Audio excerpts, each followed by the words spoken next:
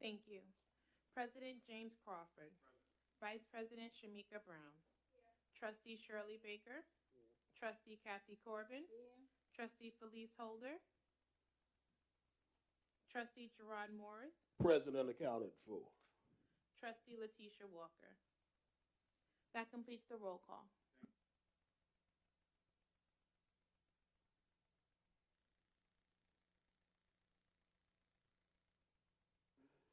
Morris.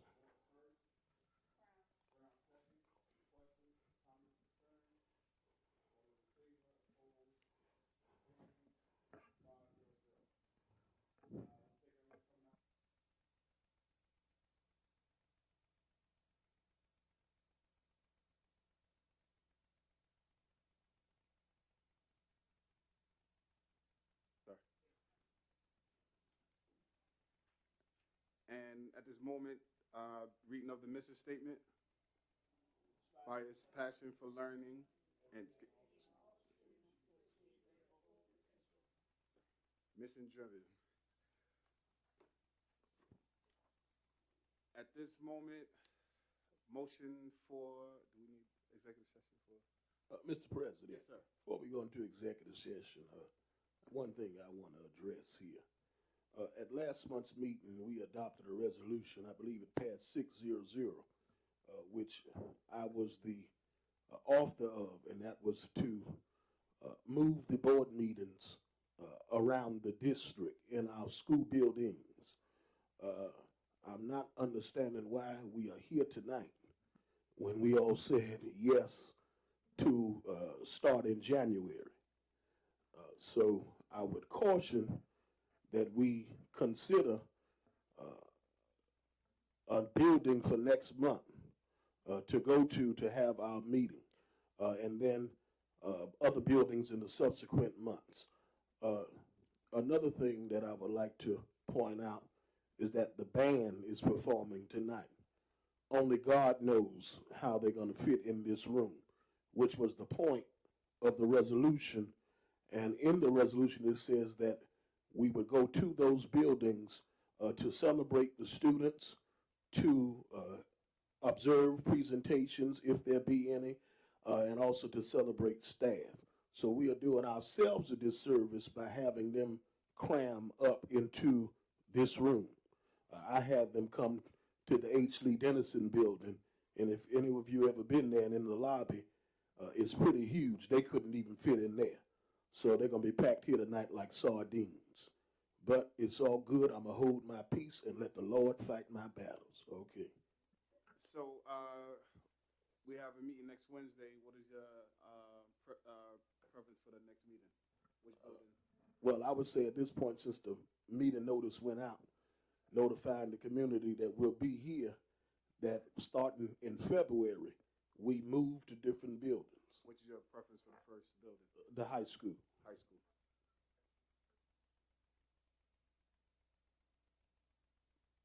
Followed by LaFrancis Hardeman Elementary School. Vice President Brown, concur? Yeah. Trustee Baker?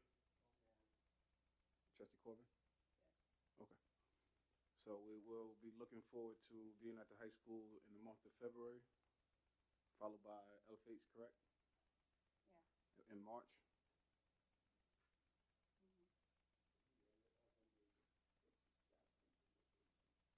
Pardon me?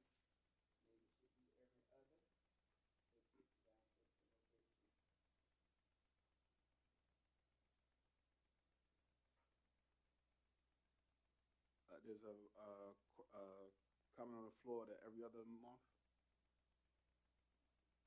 or every month. Well, it would Every have meeting. I'm sorry.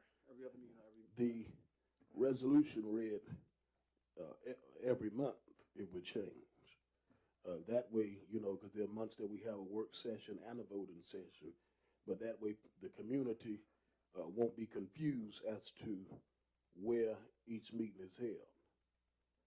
Because if we have a meeting on the other side of town, then come back and have one here, people are going to get too confused. But if we say, hey, for the month of February, we're meeting at the high school or wherever, that way, you know, people have an understanding on where we are for that month. Special meetings can be held here. President, Yes, ma'am.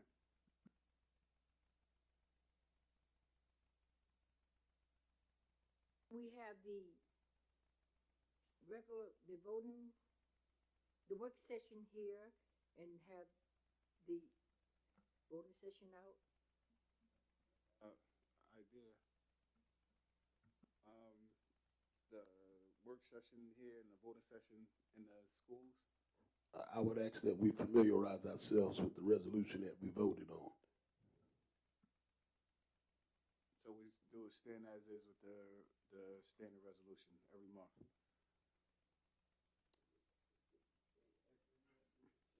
Yes. Motion on the floor for executive session. We had a first by Trustee Morris, second by Vice President Brown. Questions, comments, concerns? All those in favor, opposed, abstaining? Abstaining? This is executive session. To go. We're in executive session at 5:38.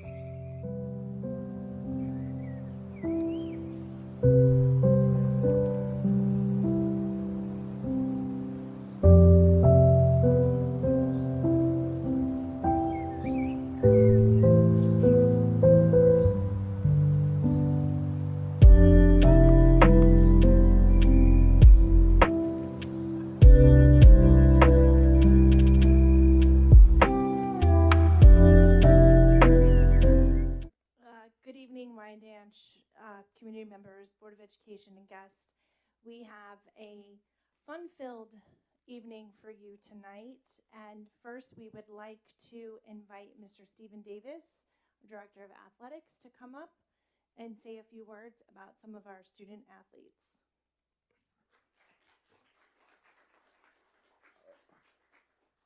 Point of order while we do that.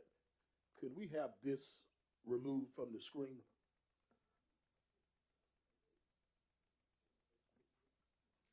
And good to see you, Mr. Davis. You as well. Good evening, Board of Education, administrators, faculty, and the Wyandanch community. It's my privilege to recognize the outstanding accomplishments of our scholar athletes who have demonstrated excellence both on and off the field. Their hard work, dedication, and sportsmanship have brought pride to our school and community. These achievements reflect their commitment to their teams, their sports, and their personal growth. I would like to highlight the following scholar athletes for their exceptional achievements for the fall season. So for girls soccer, we have Kaylee Abira, who earned all league honors.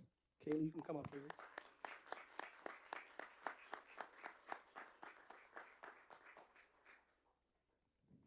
Welcome, boys. Boys soccer. Coach Williams, would you mind joining me up here? This is Coach Williams, our boys soccer coach. So for boys soccer, we have Edson Jean. He was recognized as all conference honors. He is not here tonight. Jose Carrera, he was also recognized with all conference honors. Jose, you can come up, Jose.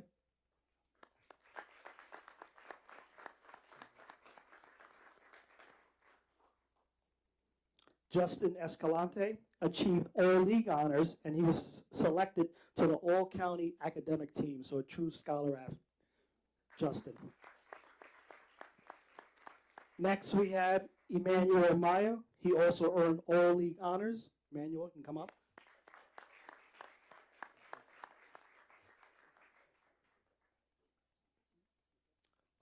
Moving on next for football, we have Elijah Duncan. He achieved first team all-county and first team all-division honors. He is not here tonight. Alec Prince, who was recognized with all division honors. Alec, you can come up.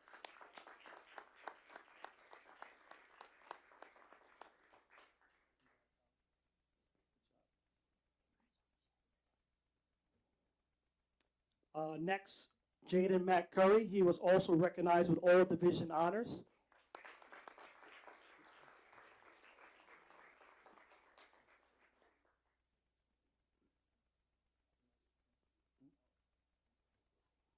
Dominic Corinthi also earned all division honors. He's at practice? Yeah, so he's probably still at basketball practice. Dominic Corinthi, congratulations. Nyrel Cosby also recognized all division honors. He's probably also at practice. Congratulations, Nyrel. And our last award for football, Danny Benitez. He was named to the all-academic team for his excellence in the classroom and on the football field.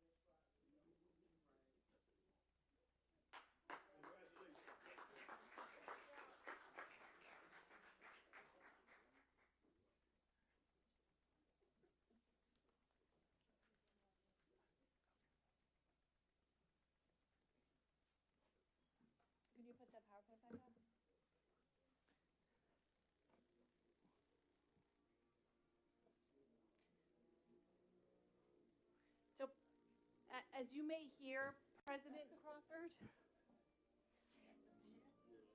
the band needs just a minute or two to warm up, to tune up.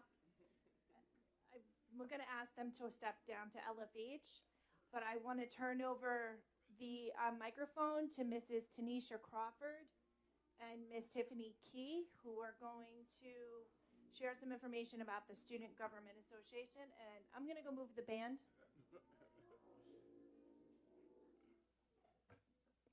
Good evening, everyone. Thank you so much to the board and the community.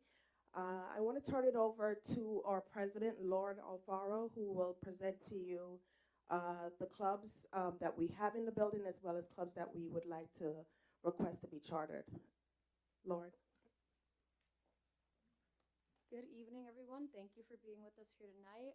I am Lauren Alfaro. I am president of Wyandanch Memorial High School's Student Government Association. I would like to start off with our existing clubs and programs.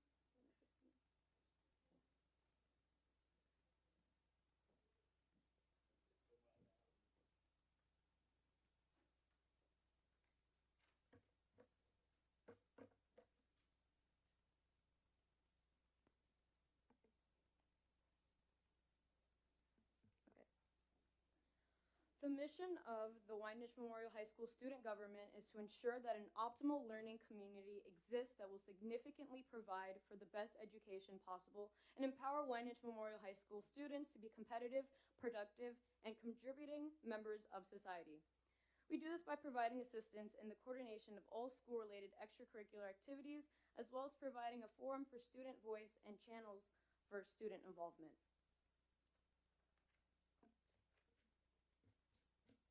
These are existing clubs and programs that we have at the moment. Why more clubs? The student government executive offers have met and approved the charter request of additional clubs as requested by the student body. Chartering these clubs brings us one step closer to meeting the needs of our students. As our student body continues to diversify in interests, talents, and passions, the creation of these new clubs will provide essential platforms for students to connect, collaborate, and contribute to our school community. These clubs will not only serve as an outlet for personnel development, but also enhance the overall student experience by fostering inclusivity and representation. In addition to addressing student interests, these clubs will help invigorate our school spirit and increase student engagement. By offering a variety of activities and programs, students will be encouraged to participate more actively in school life, helping to build a stronger sense of community. These clubs will also create vital leadership opportunities for students who are passionate about organizing events, leading initiatives, and representing for their peers. It's essential to provide such opportunities for personal growth and future success. We believe that the addition of these new clubs will significantly contribute to the overall well-being of our student body and the continued development of a vibrant, inclusive, and engaging school culture. I will now pass this on to our Vice President, Kira Agueta.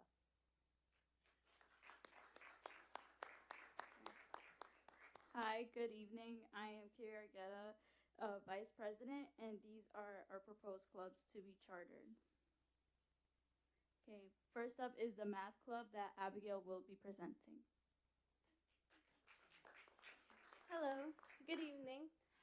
So today I'll be introducing the math club. I am the co-founder and president. I'm here with the other co-founder and president, Ayana Carpenter. And,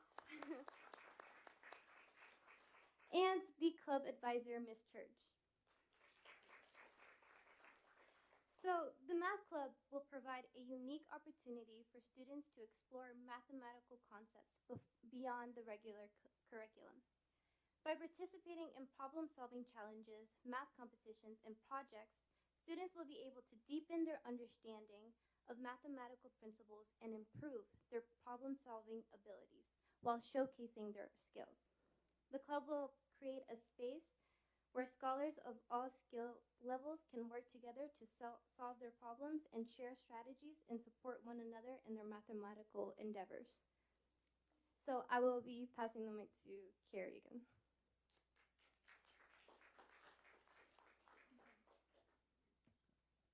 Next is the Multicultural Club. As an affiliate of the One World Club, Multicultural Club is a platform to celebrate diversity, promote cultural awareness, and foster inclusivity.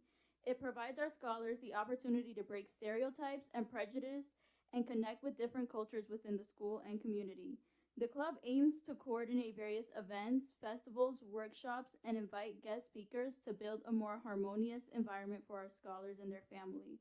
As of now, the student president is James Cruz with their advisor, Ms. Yvette James.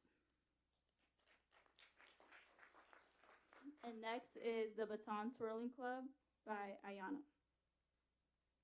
Good evening, everybody. I'm Ayana Carpenter, and I'll be presenting the Baton Twirling Club. This club will work in conjunction with the drumline, majorettes, and marching band, where scholars will learn the fundamentals to baton twirling. Scholars will not only have the opportunity to represent the school by performing with the band, but they will also have the opportunity to participate in twirling competitions. I am the co-founder and creator of the Baton Twirling Club, and the advisor is Mr. Liddy. And I'll be passing it back to Curie Argetta.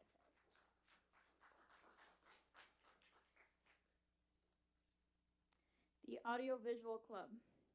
The Audiovisual Club provides scholars with a hands-on experience in operating sound, video, and lighting equipment for various school events and media projects. The club will offer a platform for students to learn technical skills in audio and video production, whether for live events or pre-recorded content. The AV Club will enhance school events and media while fostering a passion for multimedia technology. The student president is Joseph Castro with their advisor, Mr. Caden Wong. And now I will pass it back to our president, Lauren. Our next club would be the Genders and Sexuality Alliance Club. The GCA Club is a nationally recognized club that offers a space for open dialogue. We aim to promote respect and understanding, reduce discrimination, and help foster a more inclusive school culture for all scholars through the use of national curriculum. The club will offer a supportive environment for scholars who may face challenges related to their gender identity or sexual orientation. Through peer support and educational resources, we aim to reduce feelings of isolation and empower students to feel confident and proud of who they are. This club will also be supported by the Equal Access Act. The student president is Lyndon Wilson, and the advisor is Ms. Rochelle Provenzano.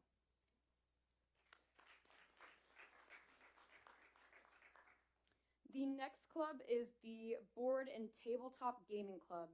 This provides strategy-based skills requiring players to think ahead, analyze, and plan various situations. It builds scholars' problem-solving skills as players must think outside the box to overcome challenges, create solutions, and work as a team. These skills can be applied to academic subjects that require creative thinking, such as STEM, writing, problem-solving, while improving numeracy skills. The student president is Asia Toomer, and the advisor is George Sanfuegos.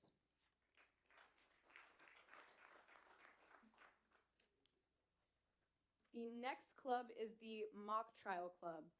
This club is an exciting and impactful way to engage scholars with the legal system while improving public speaking skills and their ability to work as a team and think critically. Scholars participate in simulated court cases by role-playing as lawyers, witnesses, and other courtroom personnel.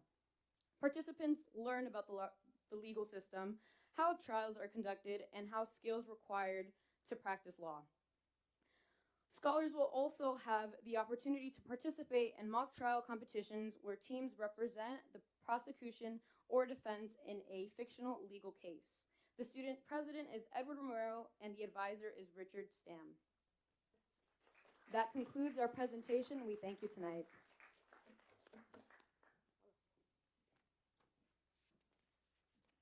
Thank you. Those are the clubs that we are presenting to the board that we would like to have your support in approving. And also, if it pleases you, I'd like to also share with you the first edition of the Newspapers Club newspaper. I can just share it with you. Can I just pass it down? So thank you so much for your time.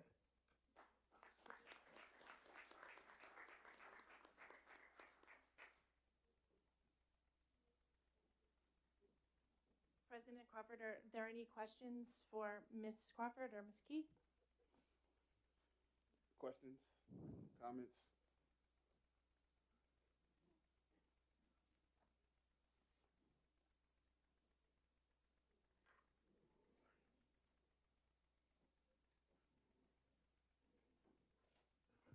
Just a comment on behalf of the board. We want to thank the students for their tremendous hard work, also their dedication, and also making our district proud. We're proud of you. We appreciate you. Thank you.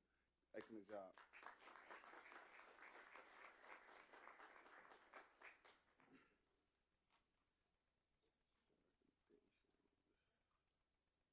So at this time, I'll turn it back over to, oh, got the print, I'm sorry.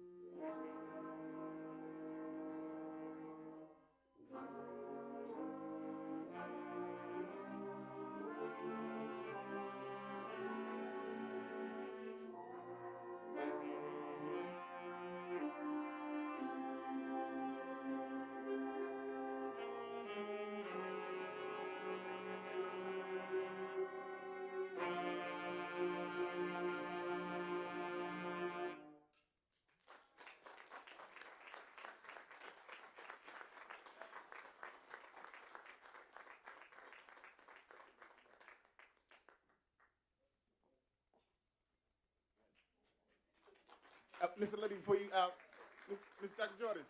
Dr. Jordan. Dr. Jordan. Can you ask Ms. Liddy to have him come back in for a second? Yes.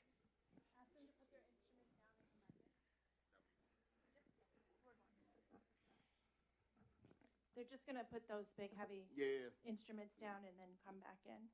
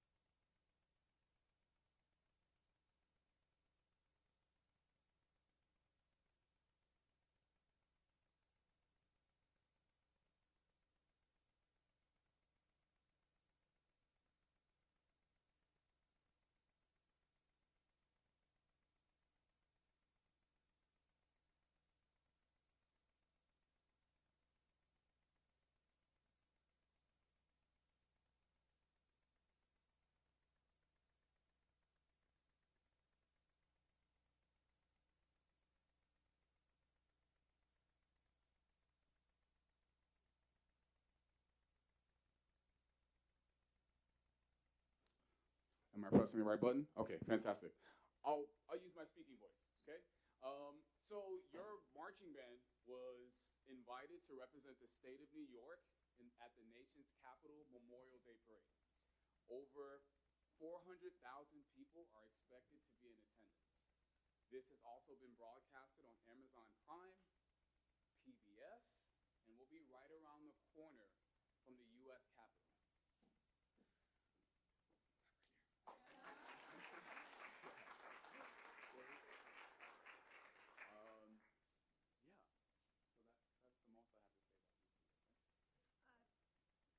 President Crawford, are there any questions or comments for Mr. Liddy and his students? Well, it's a comment, and it's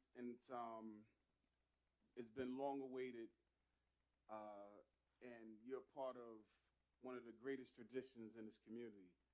Our band, our music program, our arts program, our theater program. So what we're going to do is charge you with continuing that tradition. It was started by Mr. Liddy's father, Mr. Abel, who we had the greatest band in the country. We had the greatest music program in the country. We created some of the greatest talents that the world has seen that went through our band program. One of the greatest rappers of all time played saxophone for Mr. Abel, Rakim. One of the greatest, most prolific actors was a part of the music program as well, Darryl Chill Mitchell. So we have produced, no matter what has been said about us, we have produced all-star talent. You are all-star talent. And you belong. You belong at the nation capital. You belong everywhere you perform. And we're extremely excited that you represent us and you represent us well. Keep doing what you're doing. Keep working hard. Keep believing, and keep doing Wyandanch proud. No matter what anyone else says, we're the greatest community there is, and you're showing that through your talent and your hard work. And keep doing what you're doing. And along with the SGA, we love your presentation, and keep doing what you do. All right, great work. We love you and appreciate you. Thank you.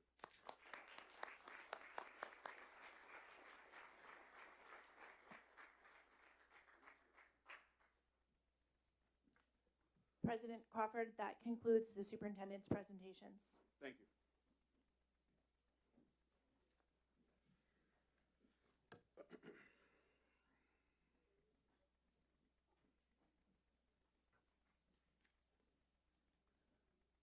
Turn it back over to you, Dr. Jordan, for the presentation of the resolutions. Administration. No, I go first. Administration first.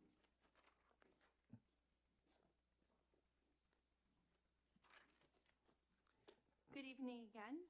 Administration number 1 is the draft calendar for the 25-26 academic school year. one thing that I want to say to this is that the draft calendar, two things. It's not, well, it is not here for the public to also observe and to see what's being proposed. So I think that we may want to make the draft available for the public, as there's nothing that about a calendar that is deemed confidential or for executive session. And then we would have to discuss it at some point in the meeting regarding dates and things of that nature. So that's just a suggestion or a recommendation, sorry, from me.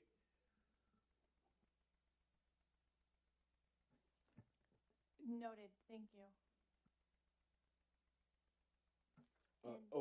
And I'll ask the board president at next week's board meeting, can it be on the floor for discussion under new business, as we are to have such discussion before its approval. Duly noted. Thank you. That concludes administration. Personnel? And next. I'm sorry.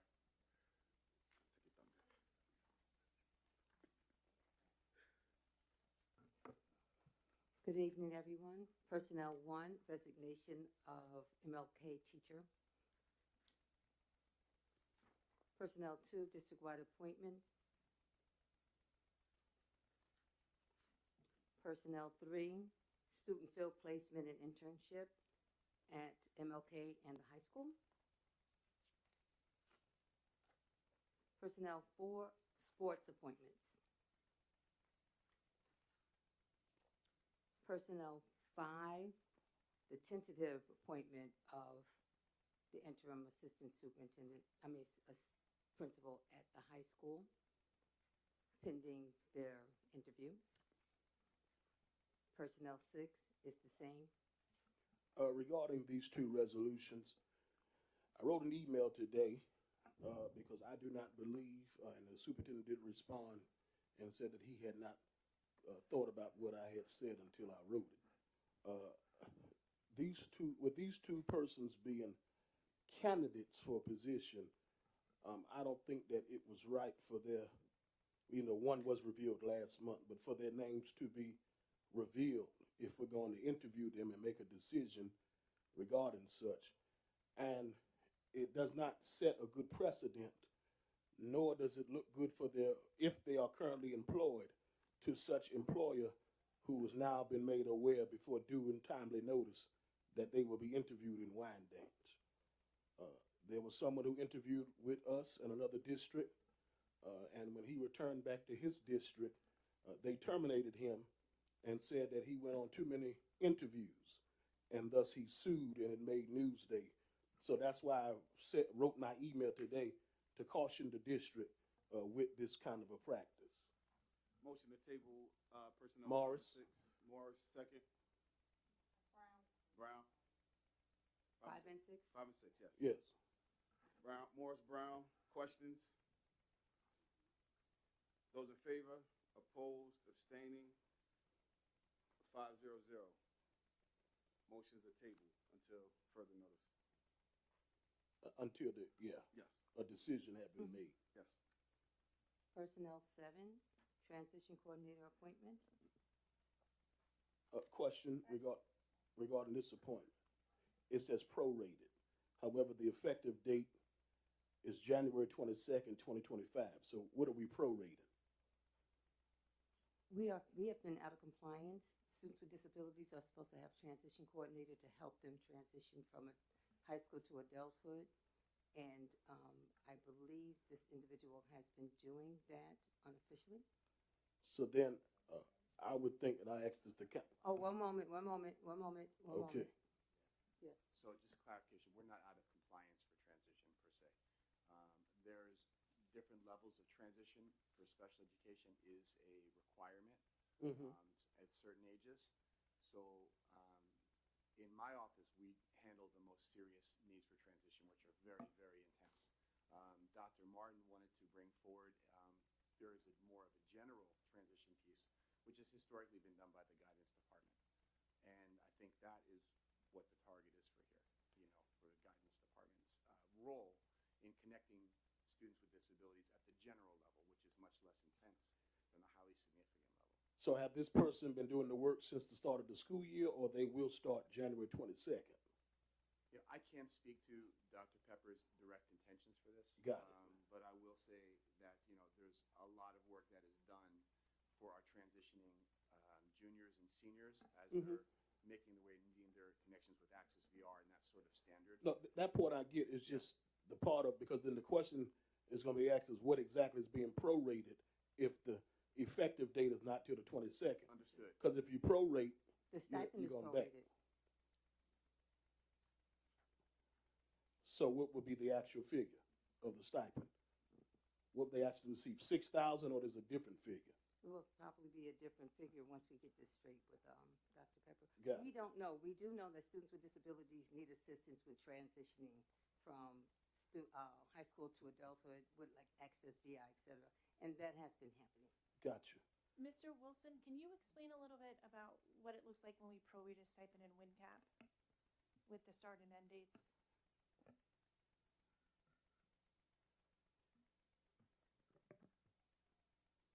Assuming the 6,000 represents a 10-month, Mhm. a stipend for a 10-month period, and I'll just go with that hypothetical. Basically, what the individual would receive would be 6,000 divided by 10 times the number of months between January and June. So call it 6,000 divided by 10 times 5.25.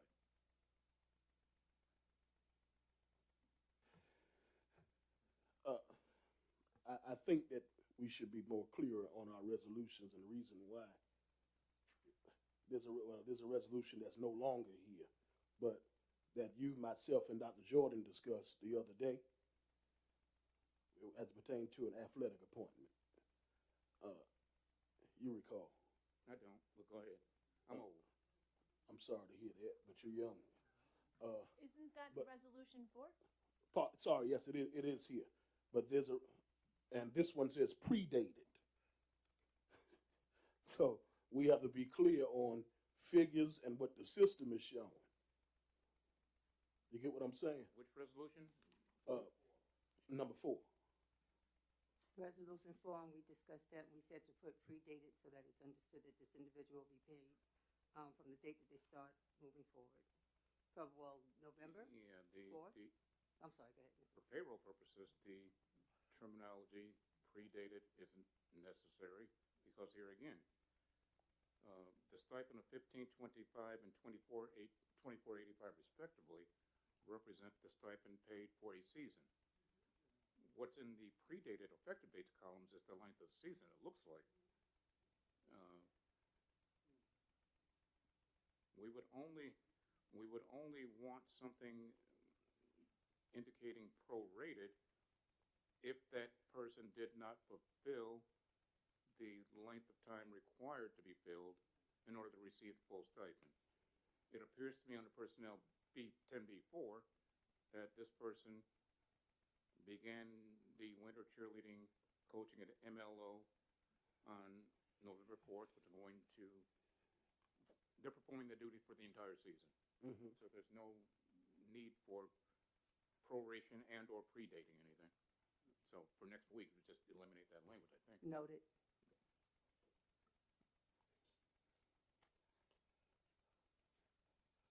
And Personnel 8, the appointment of the lead teacher, MLOs, ELA, and Social Studies lead teacher. Question. What is their subject area?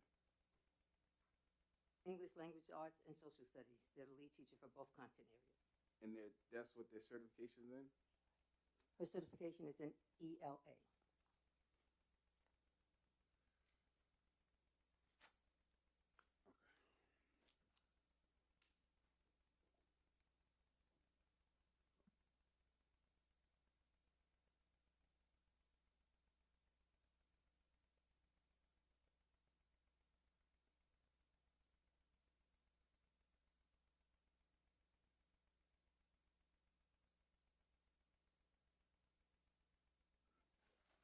Good evening, Mr. President, Board of Education.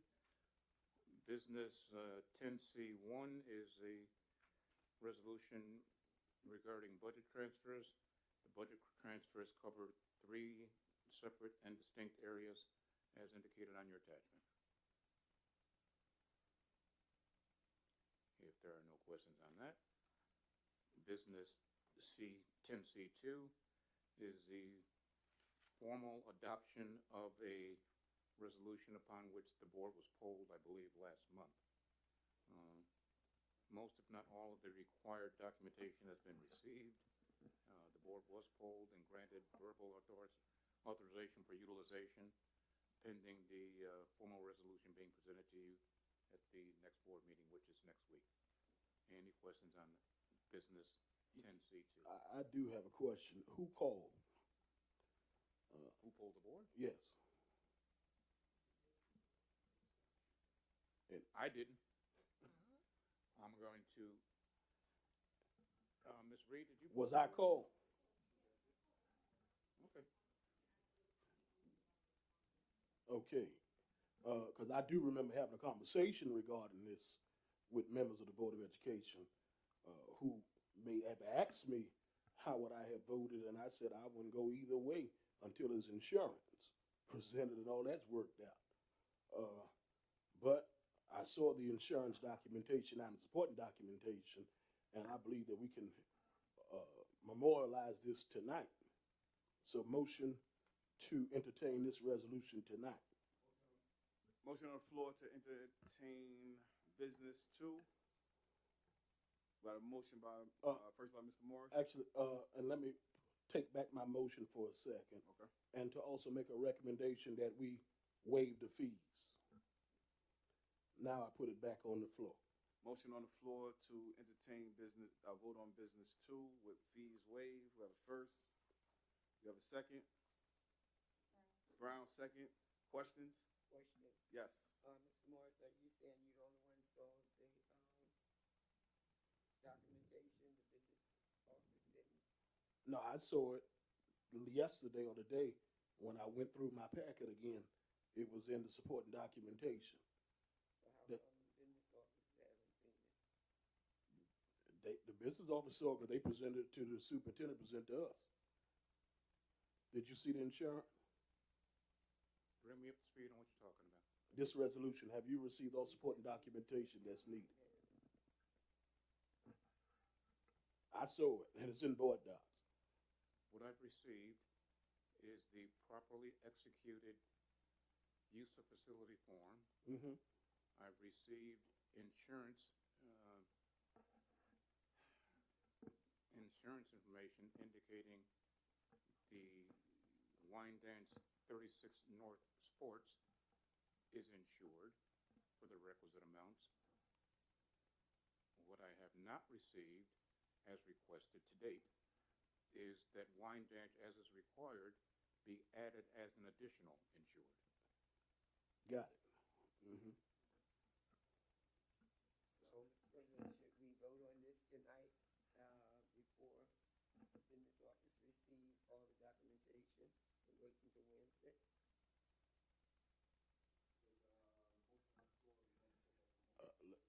Let me say, as someone who handles this kind of stuff on a daily basis, it should take really about 10 or 15 minutes for them to add us in as additional insured or name us as a certificate holder. It really don't take that long. I agree. And I do this every day. It was requested back in December. So I'm pulling back my first, and then and I'm going. Okay. Finish that right now. So then my question is then, have they been using facilities since December the 20th without They insurance? were given approval via polling to use the facilities, and I believe their first use of the facilities commenced on January 6th for Monday and Wednesdays. But I agree with you, and it was explained, it was explained what was needed. It was agreed what was needed would be provided. What was provided the second time was the same as what was provided the first time. So So we're gonna try again to get what should take no more than 10 or 15 minutes at best accomplished. So then I'm gonna go back to the point that I made to whomever was willing to call me and speak with me about this. When I told them that I would never be in favor of something like this, it wasn't Ms. Reed, it was a board member, because of the issue around insurance and just the general issue, had nothing to do with this organization and what I know. And so then I would say that they would have to stop, and whatever the board decide on the 20th is null and void, because we do not have insurance. And if, God forbid, something happened, we will be responsible. And then my next question, which is the general question, is has the district set forth coverage limits? And okay, good enough. Again, the organization itself has the requisite insurance for the organization. Yes, but we have to be additionally insured. It's to our benefit to be added as an additional insured, yes.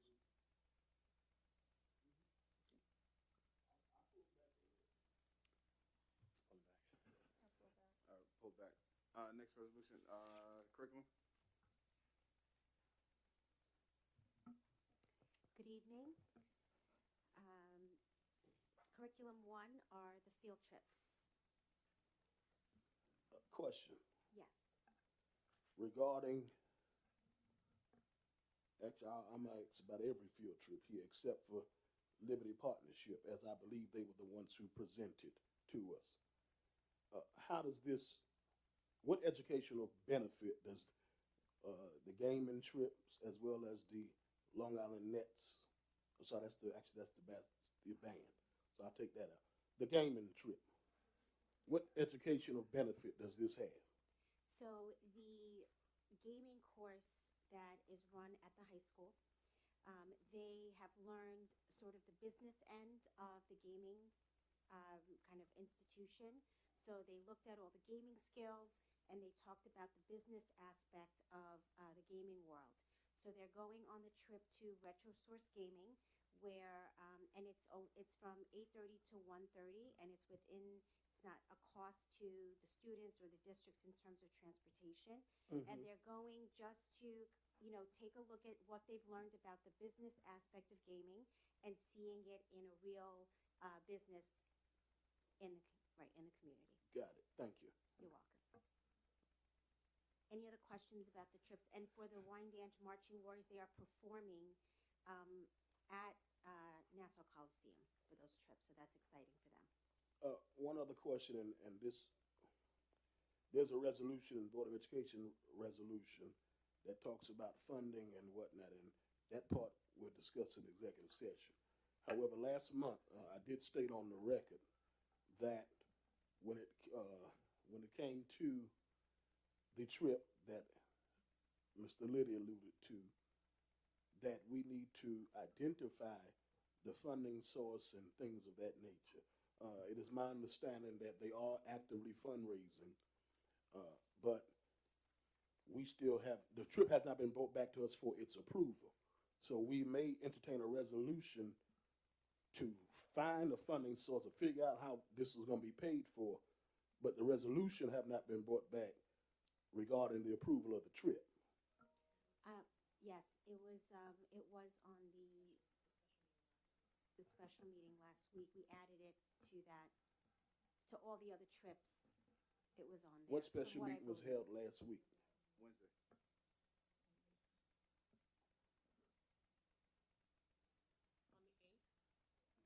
We didn't vote on trips last week. Yes. There was a resolution for a personnel resolution and the curriculum resolution for President Crawford. We voted on the personnel resolution. And trips too.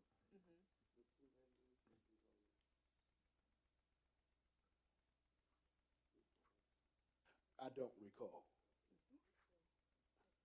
I think you were walking in after, so I think you Oh, I was walking in after. Yeah, you missed it. Oh, that sounds much better. Yep.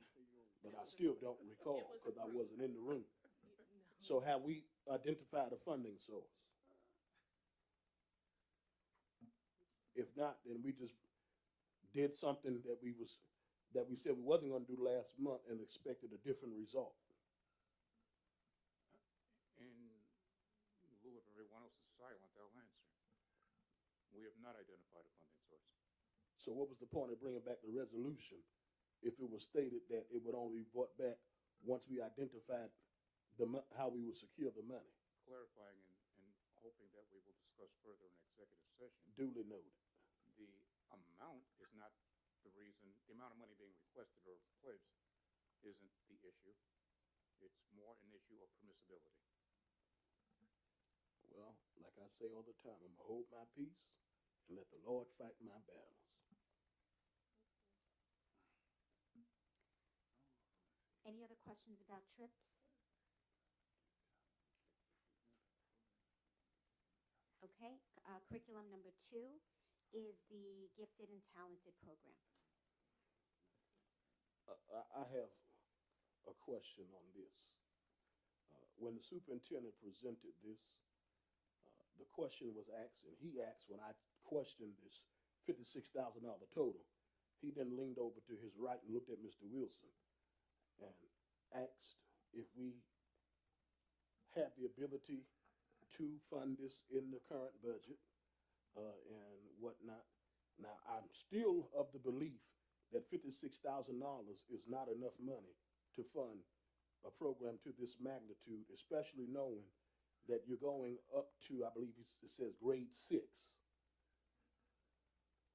Mr. Morris, the $56,000 is just for the remainder of this school year. It's not inclusive of any cost beyond the school year. So as we continue to scale up the program, the costs needed will change. But the $56,000 is just for the 5 months. Okay, and then another thing, have we looked at part-time teacher versus full-time? Because given the scope of the program, it would call for a full-time teacher. Well, right now, the ask is a .6 teacher, but as the program goes, the teacher would be working with additional grade levels, which was the thinking behind moving it to be a full-time teacher in the future. So there's an item here that says under curriculum development, the teacher will receive a stipend for work up to 40 hours in order to develop curriculum materials that are extension for the regular curriculum, and this is $1,800 stipend. So then my question would be, a part-time teacher that's anywhere under 35 hours, which means that there's a 5-hour gap to which then time and a half and the contract then kicks in, which would make them a full-time employee by right.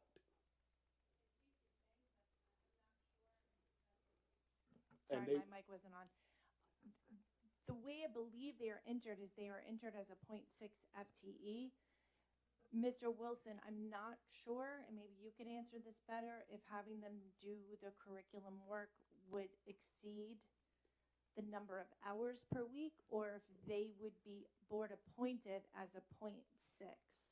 And maybe legal would know about that too. Request it be discussed in executive session. Thank you. And I'm going to put a motion on the floor to table this until a proper plan has been developed regarding this. Because right off the bat, we cannot say that somebody's going to work part-time. And this is what the superintendent said last month, and I challenged it then. But now I see it in writing and even in more detail. We cannot say that somebody is going to be a part-time employee and then tell them that they'll be working up to 40 hours as it pertains to just strictly curriculum development, which will make them a full-time employee and entitled to benefits and all of that comes with the teacher's retirement.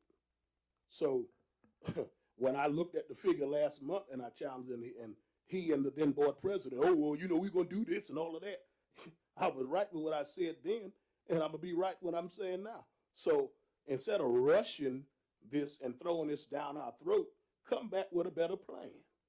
Motion on the floor to table curriculum 2. Second. Brown. Questions? Those in favor? Opposed? Abstaining? Curriculum number 2 table. Pupil personnel. Good evening. Pupil personnel number 1 is a health and welfare services contract with the Smithtown Central School District for parentally placed students who of Wyandanch who reside here but attend there. And that's all for pupil personnel. Then special education number 1 is just we seek the board's approval for special education placements. And that concludes special education. Support operations. Support operations on number 1 is an agreement between the district and the Acer Service Corporation to create an Acer self-maintainer program that allows our technicians and our CTE students to repair in-warranty Chromebooks and will result in Acer certification. The cost to the district is free. Support operations number 2 is an addendum to an existing contract with the Long Island Gaming League to expand their curriculum, the understanding of esports, to the students and the staff at the Milton L. Olive Middle School to help students cultivate their interest in the STEM field. This addendum would be an increase of $25,000 and would be borne by the building general fund. Question. Yes. Regarding, and this would apply really for this resolution as well as the next one. Number 4, I understand the reason for the increase. Last month, there were, I believe, either 1 or 2 resolutions into which an addendum was presented to the board for an increase. That was slightly or fairly low compared to now what is being presented. What is the reason for all of these addendums that are now warranting significant increases in funding or payment to the vendor? Right. So addendum number 2, when we had the original board-approved contract, I believe in September, the curriculum was only available to students and staff at the high school. Because it's been so popular, as Dr. Kwan brought up with the trip, the middle school has asked for it to be expanded into their building. So in order to provide that, it's a significant amount of hours and a significant amount of man time on the part of the Long Island Gaming League. So that's why there's the significant increase in the contract. Mr. President, could you, I don't want the resolution to go into executive session, but there's a part of it that will address then. So could you just please make a notation of that so I don't forget? Okay. Thank you, Dr. Jordan. 3 and 4, just 4.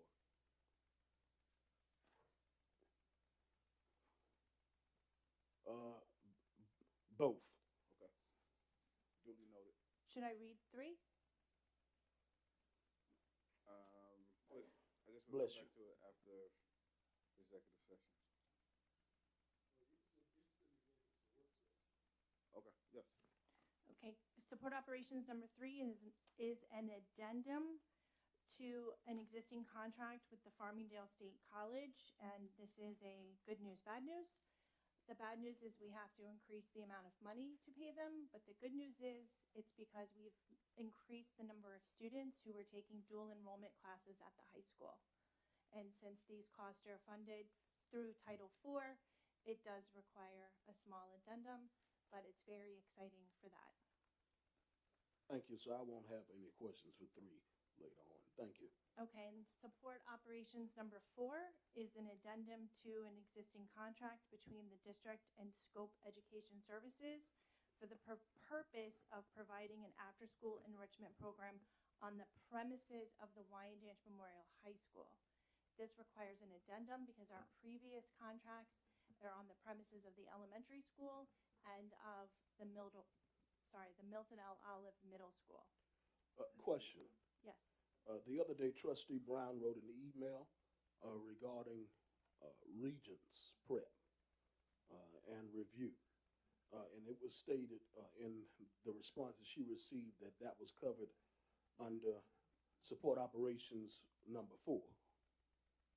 So this is an enrichment program, and it provides coursework that is aligned to the New York State Regents without being prescriptive Regents prep.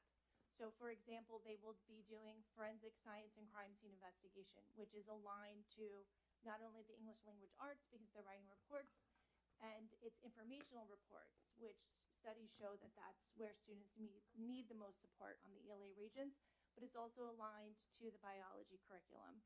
In addition, they have math enrichment, which includes SAT and ACT prep, creative writing and storytelling, podcast production and digital storytelling, entrepreneurship and culinary arts, as well as mental health, mindfulness, and stress reduction, financial literacy, and personal finance.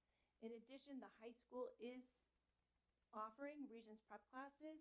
The buses are running for them, and the buses started at the first week in January. Mhm. It was posted on Parent Square that Regents prep was available as well as tutoring.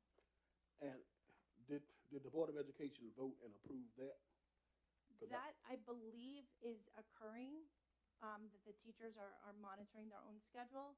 I'm not exactly sure. I wasn't on the email that Trustee Brown sent, so I can't respond to that fully. But I do know that I've had conversations with the guidance office who asked me to get the transportation set up for them. So I won't speak for her.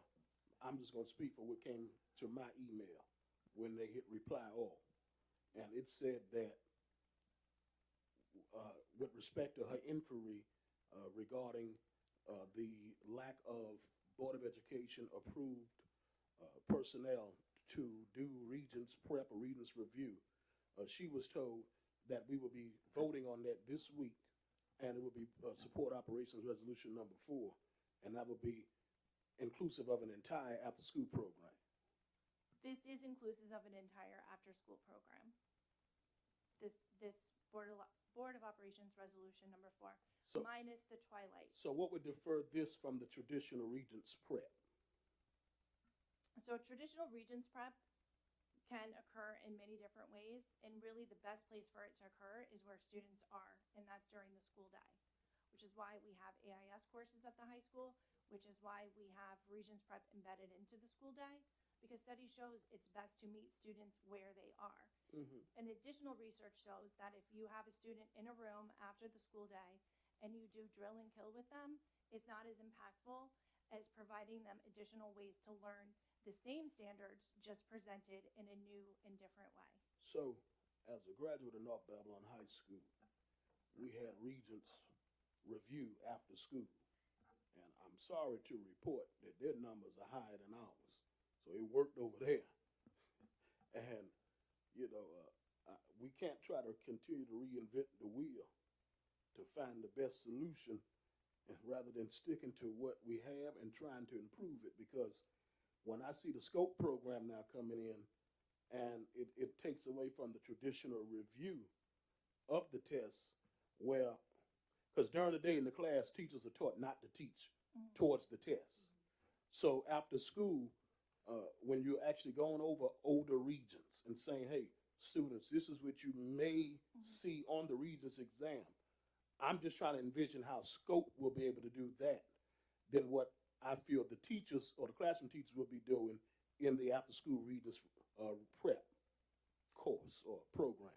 It's also important to remember that things don't have to be an either or. Things can exist in concert with another. You can have after-school enrichment that is aligned to New York State standards and provides project-based learning and instruction.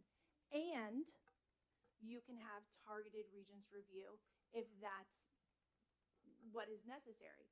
One doesn't need to replace the other. We can offer multiple opportunities for students to learn and for students to succeed and for students to be engaged in something that means something to them.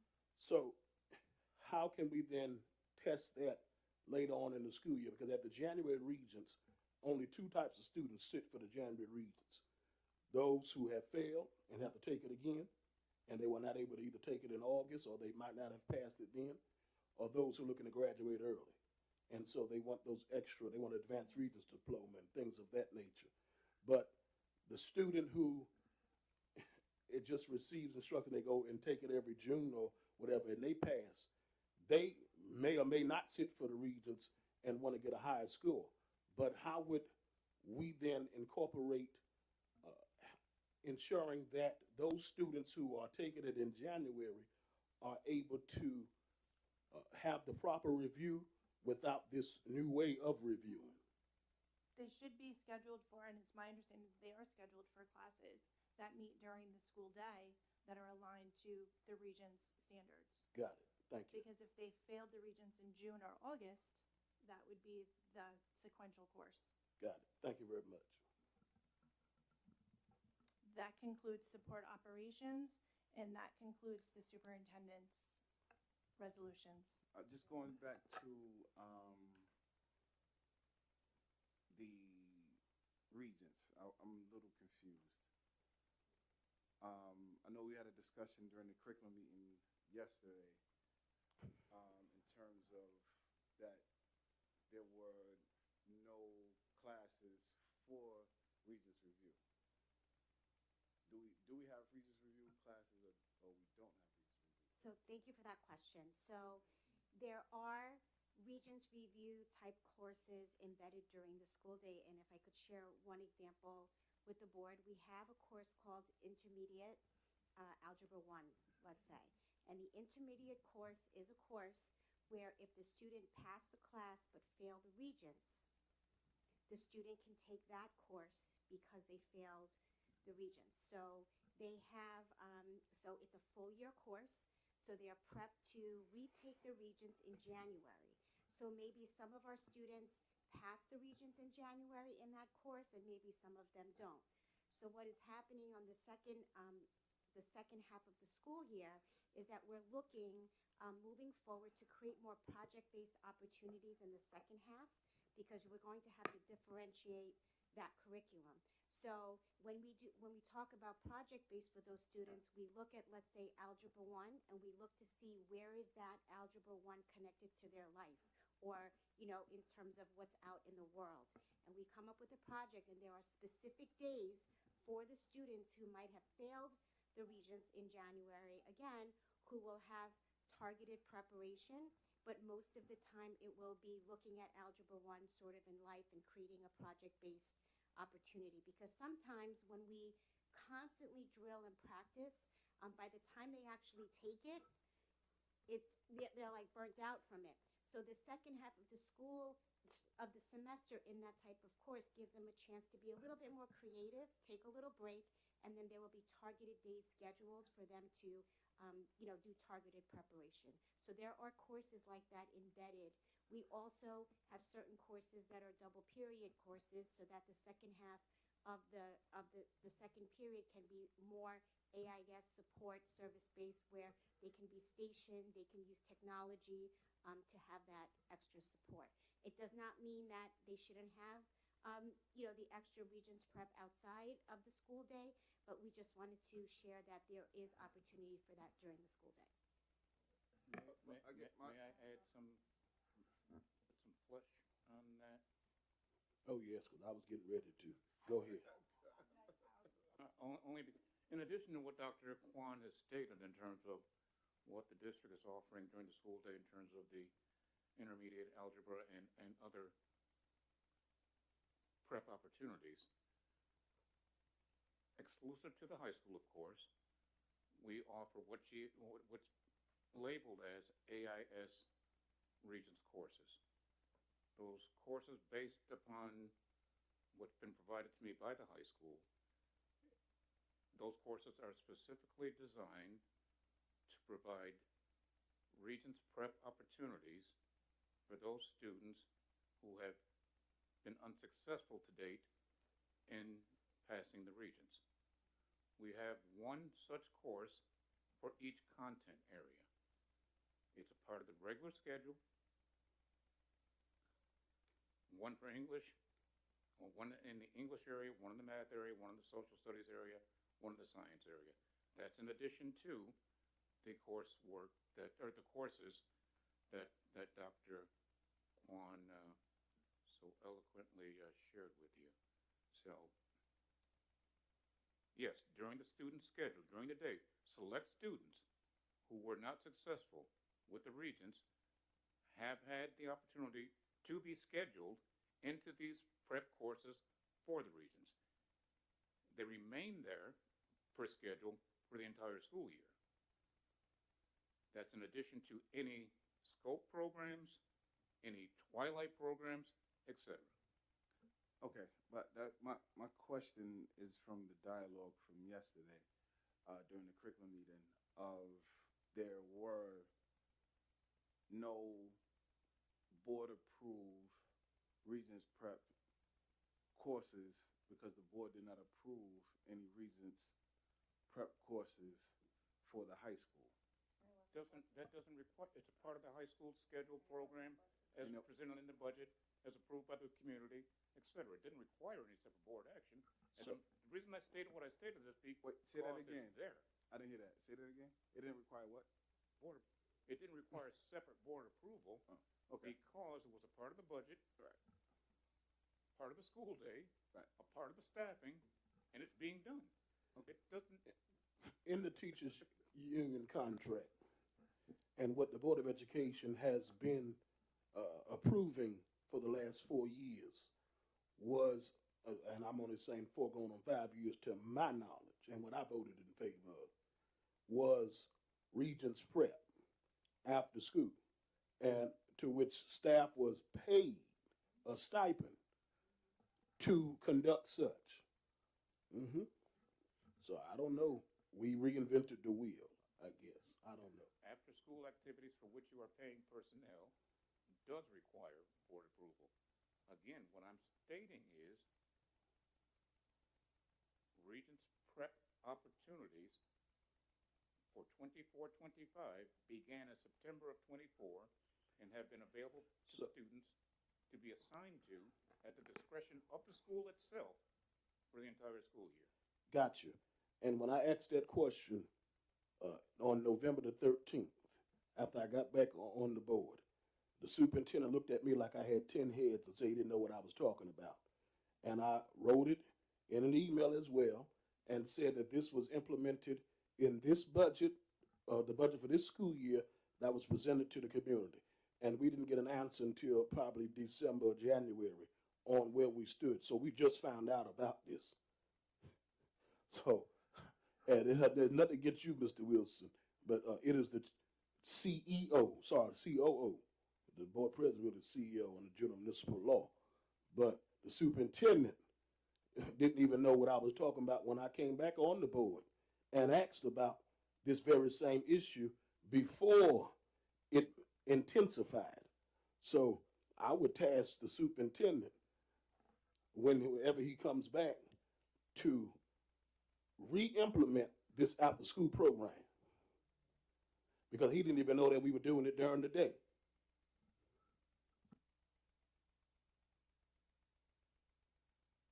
Board of Education number 1, meeting minutes. 2 things regarding the meeting minutes. One, the October the 28th meeting is missing from this list. However, it was in as supporting documentation. Secondly, which one was that? Sorry. It was a meeting on October the 28th. October 28th. That was in board docs as additional information. Okay. Supporting documentation, sorry. Why are we just now voting on October and November?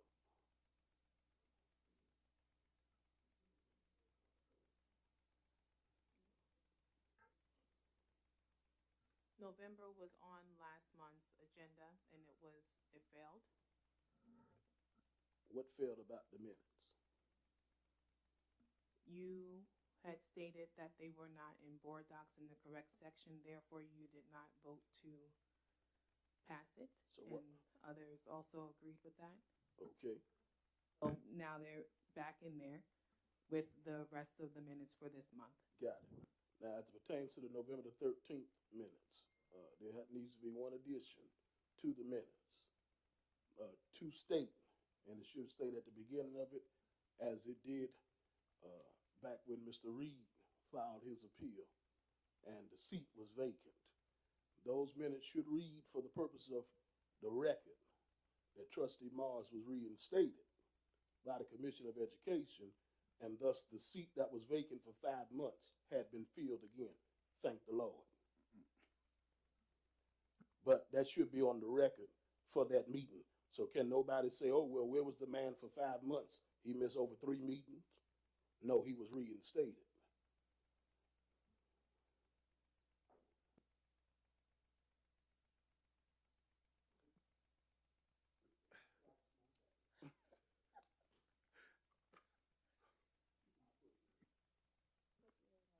All right. Board of Education number 2, internal claims audit report for the period dated December 1st, 2024 to December 31st, 2024. Board of Education number 3, budget status report, period ended in December 31st. Board of Education number 4. I would caution the board to not present this resolution. It should be presented from either superintendent or the business office. Duly noted. Board of Education number 4 to be pulled. And reintroduced from a different department because, you know, we cannot direct. It just don't look good for us to direct $25,000 to cover a trip. I'm not against the trip, but it does not look good that the Board of Education is saying that we authorize the use of up to $25,000 and we don't even know where in the budget the money is coming from. Mr. President, again, with all due respect, as it relates to this resolution, I'm begging for it to be discussed in executive session. As I stated in the open session, it's not a question of dollar amounts per se. It goes beyond that. Duly noted for pulled for executive session. Board of Education number 5, NSBA 2025 conference to Atlanta, Georgia. Trustees, President Crawford, Vice President Brown, Trustee Shirley Baker, Trustee Holder, and Trustee Morris. I would ask if we can vote on this tonight. We have to get the approval of the monitor in accordance with the law.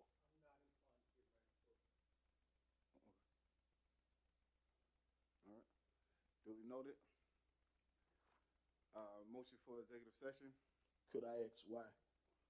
No. We can't ask why. Well, I've asked why last week about particular issues, or 2 weeks ago, and I did not even get a response at all. So this is a pissing match. Is that what you're saying? Not at all. It's not Okay. No, that's what you're saying. That. Mm-hmm. You can think what you like. No, it's what I know.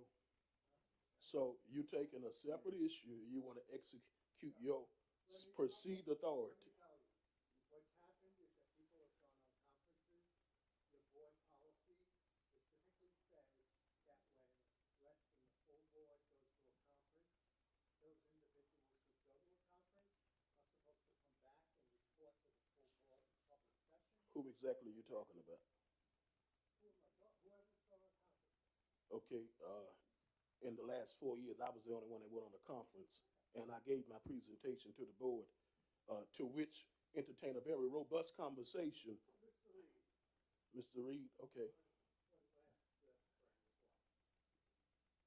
He's no longer here. He presented a report for 1 and 2. He's gone. I'm not seeing the benefit here at the table of anybody who's gone to any So the CUBE conference is a Council of Urban Boards of Education, with this being the only urban board of education here in Suffolk County. to the school boards, National School Boards Association conference. Yes. CUBE conference is held, the formal CUBE conference is held in the fall. Okay, so even with the National School Board Association conference, to which we pay a very large membership for, we then can't go to the conference. No. Okay, so the overseer said we can't go to the conference. The overseer did. Okay, so the only all-black board in Suffolk County will not have its representation at a Council of Urban Boards of Education conference.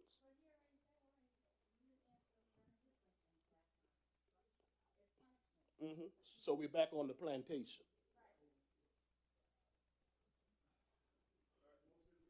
For executive session. See, now he says, see it as you will. You see? So now we're making innuendos. See? Motion on the floor.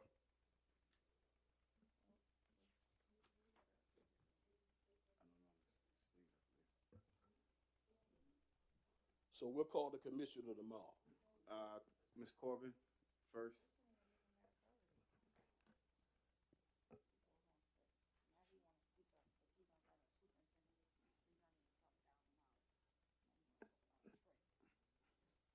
It's all good. I make more than enough to pay for it myself. Right. Right. What just add that as the board? That's all. Don't worry.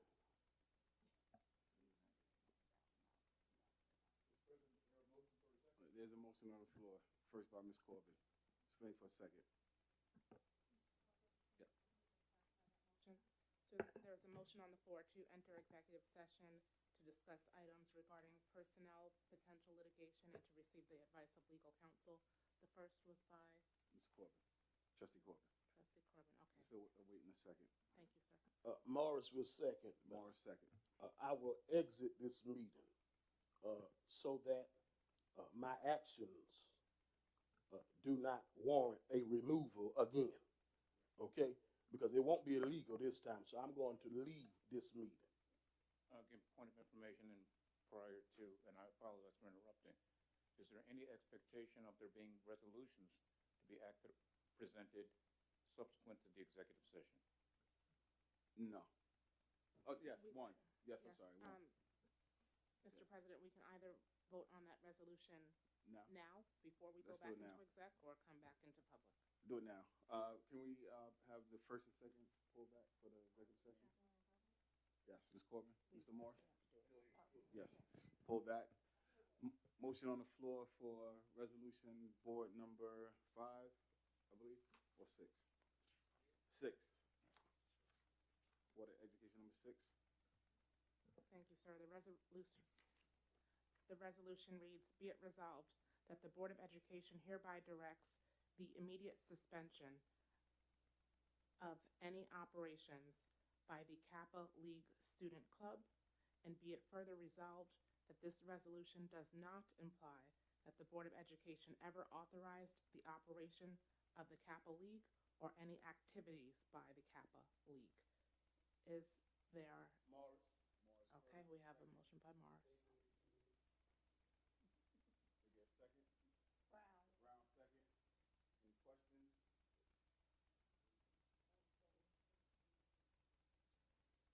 There's the first and the second. All those in favor? Opposed? Abstaining? You have 3,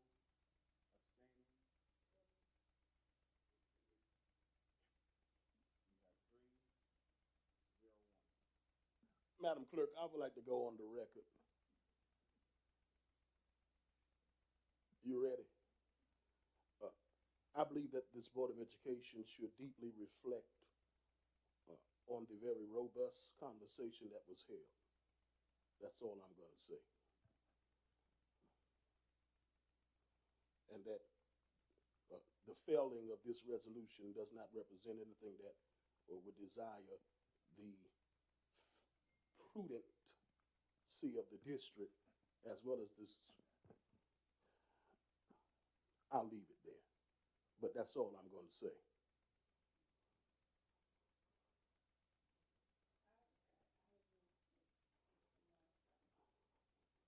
But then again, like I asked to be excused from this meeting so that my conduct would remain in that of a duly elected official of the Wyandanch Union Free School District, because I'm getting ready to go off. I mean, I just want to say something. We have a duty to do the right thing amongst the school district, amongst the community, and the children. And I'm just, I'm sitting here and I'm just blown away at the fact that we have 2 board members that decided they don't want to vote. I was accused. I mean, I just have to go into any conversation. I just think it's ludicrous for that. Well, say what you may. We was advised by legal. Okay. And we were advised by legal to do exactly what we were supposed to do. And for you to say that you're going to recuse yourself, it doesn't matter. We were still advised by legal. Bring it back. And this just shows a lot of what you've been doing on this board for years. I know what I've been doing. I'm not going into this, and this is open. You want to have any conversation with me, we can have it later. I know what I've done since I've been here. Motion for executive session. Done since you've been here. Let's have this conversation now.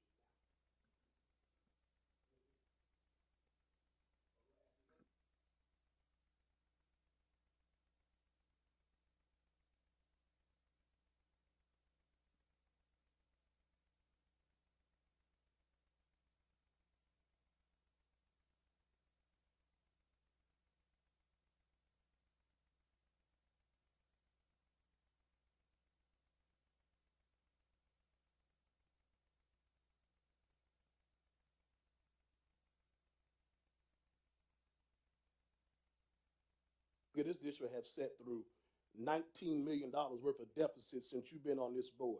So let's not talk about wrong. When your pastors have sat here and you inflated salaries and all of that other stuff, I don't care. I don't care. And I'm going to tell the truth, and I'm going to shame the devil and shame the devil within you. All right? Yeah, you have an even better night because you already admitted to us you was a thief.